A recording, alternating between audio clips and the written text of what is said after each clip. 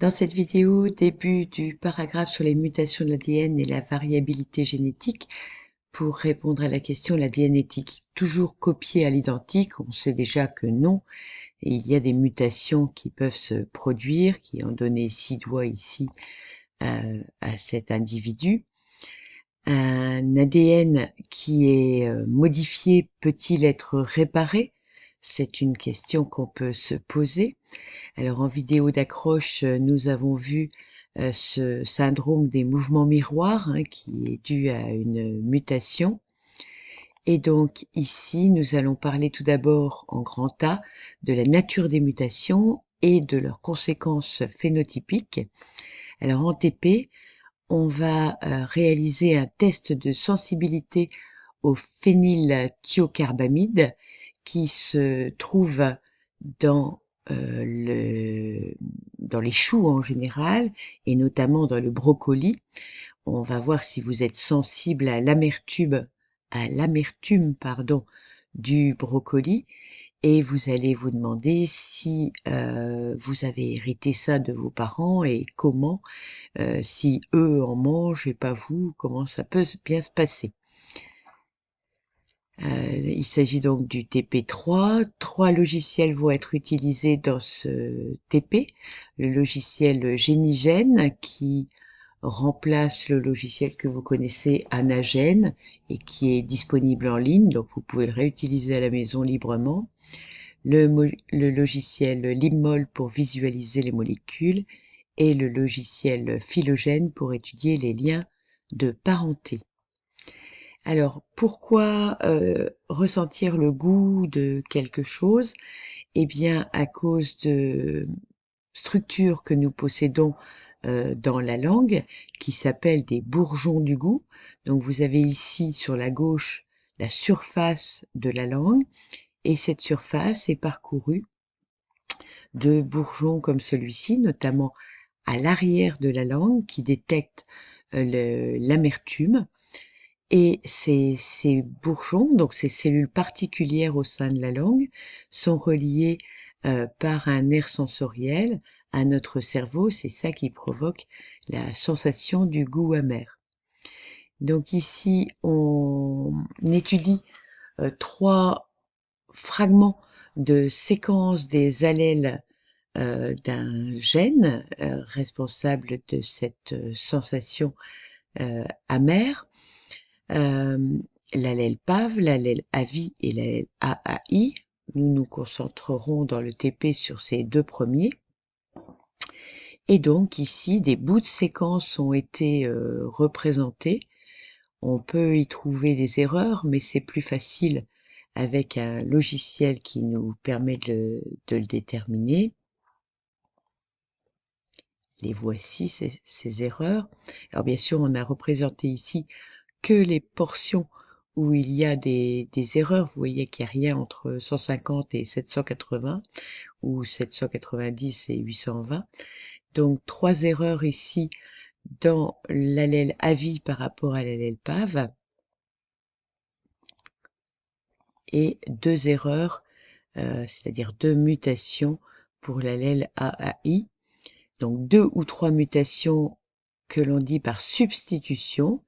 Alors, la mutation par substitution, c'est le remplacement d'un nucléotide par un autre.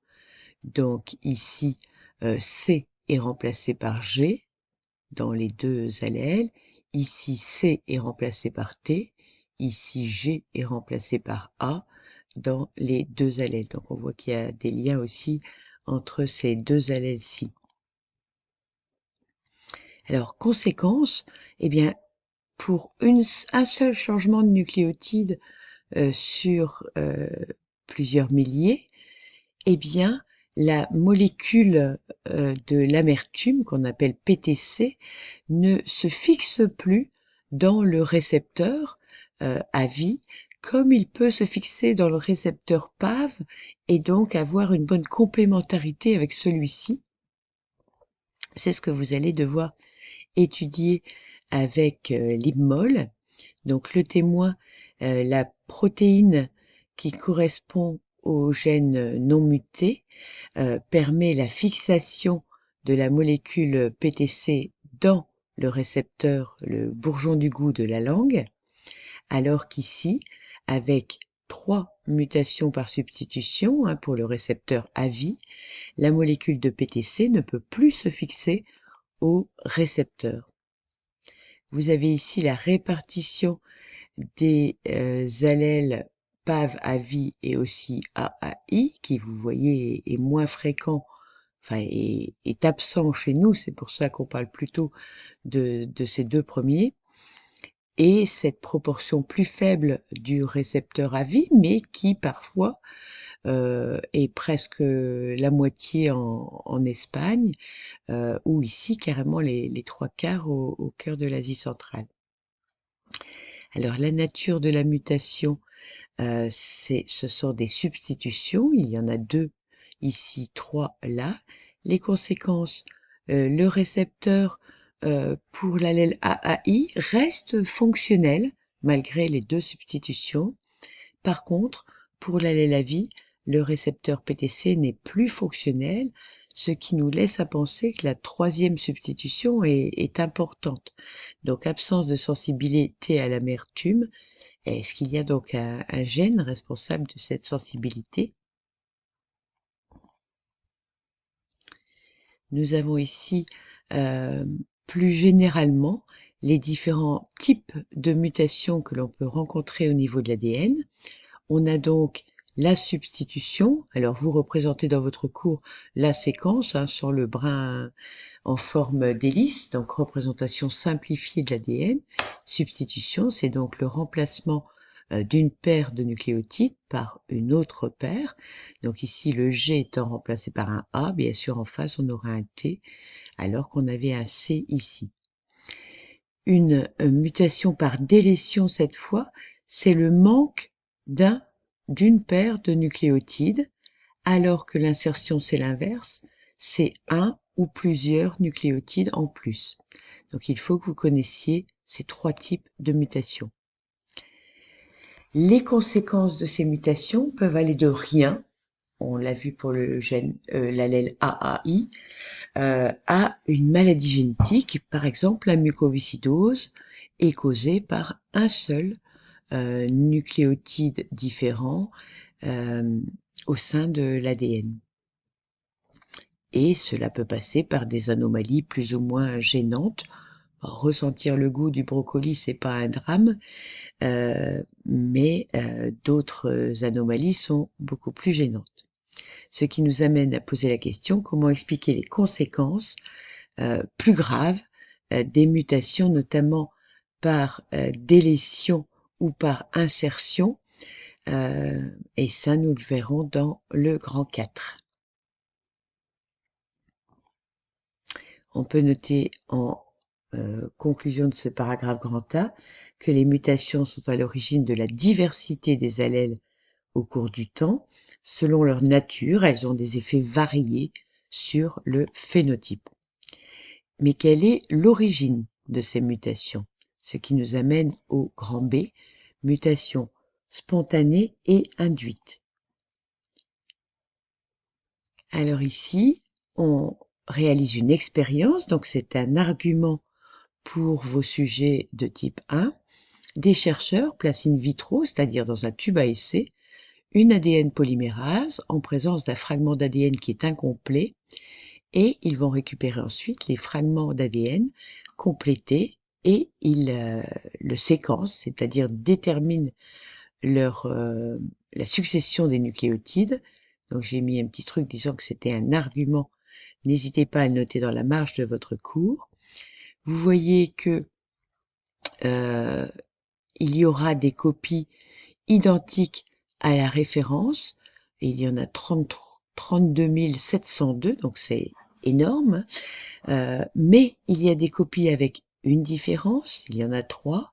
Une autre copie avec une autre différence, 2, 2, une et une.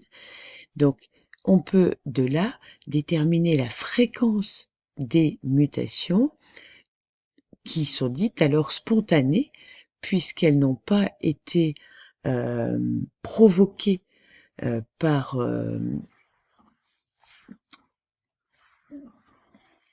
par un agent quel qu'il soit. Donc, il y a eu 220 nucléotides copiés, 32 700. Ah, j'ai compté 712 et c'est 702. Donc, je dois avoir une petite erreur dans mon résultat. Ça fait environ 7 millions, ce qui fait euh, très peu d'erreurs sur les 7 millions de nucléotides copiés. 1,42 10-4%. Donc c'est vraiment une fréquence de mutation qui est très faible et c'est à peu près la fréquence que l'on trouve globalement.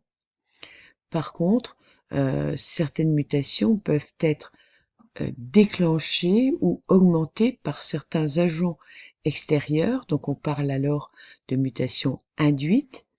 On a ici une, une enzyme qui agit sur l'ADN que vous voyez représenté à la page 66 de votre livre. Alors cette protéine, vous la connaissez, hein, c'est une enzyme, enfin ou plutôt un complexe enzymatique qui est l'ADN polymérase, qui vient copier l'ADN, et il arrive que cette ADN polymérase commette des erreurs. Vous avez donc l'ADN et l'ADN polymérase. Vous avez ici une thymine qui a été positionnée face à une guanine, donc une erreur de copie qui est représentée ici. Donc le brin a copié. Au cours de la réplication, une erreur de copie face à un G, un T qui est placé. Réplication du coup, on va avoir un A mis face au T, et donc ça ne correspond plus au brin initial. Donc il arrive que l'ADN polymérase commette des erreurs, c'est ce qu'on appelle une mutation spontanée. Par contre, des agents mutagènes vont pouvoir provoquer une délétion. Là, c'est pas le fait de la polymérase, mais le fait d'UV par exemple ou de l'amiante, enfin des éléments qu'on appelle des agents mutagènes, des radiations radioactives, certaines molécules peuvent provoquer donc des erreurs de réplication. Ce sont alors des mutations induites. En notion 10, on a donc des erreurs peuvent se produire de manière aléatoire lors de la réplication de l'ADN. Leur fréquence est augmentée par l'action d'agents mutagènes. L'ADN peut également être endommagé en dehors de sa réplication. Ça existe aussi, mais c'est moins courant. On va voir ensuite que ces mutations peuvent être réparées, bien heureusement.